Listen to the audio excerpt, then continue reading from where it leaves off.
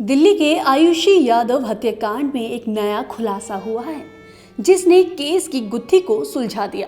आपको बता दें कि पुलिस के मुताबिक आयुषी को किसी और ने नहीं बल्कि उसके ही पिता ने मारा था और इस पूरी वारदात में आयुषी की मां भी शामिल थी। इस वाकये ने सभी को हिलाकर रख दिया। खबरों की माने तो आयुषी बालिग थी और बीसीए की पढ़ाई कर रही थी, लेकिन उसने अपनी मर्जी से परिवार के खिलाफ जाकर अपने प्रेमी छत्रपाल से आर्य समाज मंदिर में शादी कर ली थी। आयुषी का परिवार अपनी बेटी के गैर जाति के लड़के से शादी करने पर नाराज था। यही नहीं, आयुषी शादी के बाद भी अपने पति और ससुराल वालों के साथ नहीं रहती थी। वह अपने मायके अपने माता पिता के साथ रहती थी। इसके साथ ही आयुषी कहीं भी बिना बताए घर से चली जाती थी और बिना बताए घर में आ जाती थी। एक दिन आयुषी यादव अपने घर से बिना बताए चली गई थी। जब वह 17 नवंबर को घर पर आई तो उनका झगड़ा उनके माता पिता के साथ हुआ। पहले दोनों के बीच बहस हुई और बाद में बात हाथापाई तक आ गई, जिसके बाद नीतीश यादव ने आयुषी को गुस्से में अपना आपा खो देने पर गोली मार दी।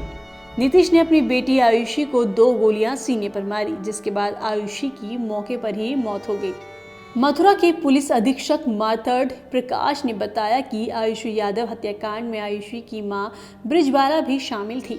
जब आयुषी की हत्या हुई तब ब्रिजबाला वहीं पर थी और दोनों ने ही आयुषी की लाश को पहले बदरपुर के मोडबंद गांव में रखा। उसकी मां एक लाल रंग का ट्रॉली बैग लेकर आई और आयुषी की लाश को उस बैग में डाल दिया।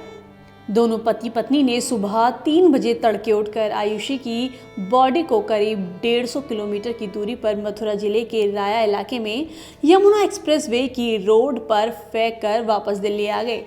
मृतका आयुषी यादव की माता ब्रिजबाला और पिता नीतीश को पुलिस ने गिरफ्तार कर जेल भेज दिया है। इन दोनों के ऊपर आईपीसी की धारा 302 हत्या और 201 अपराध के साक्ष्य को गायब करना के तहत मामला दर्ज किया गया है। वहीं गौरतलब है कि आयुषी का शव 18 नवंबर को पॉलीथीन में लिपटा हुआ ट्रॉली बैग में मिला था। पुलिस की 14 टीमें इस मामले की छानबीन करने लगी।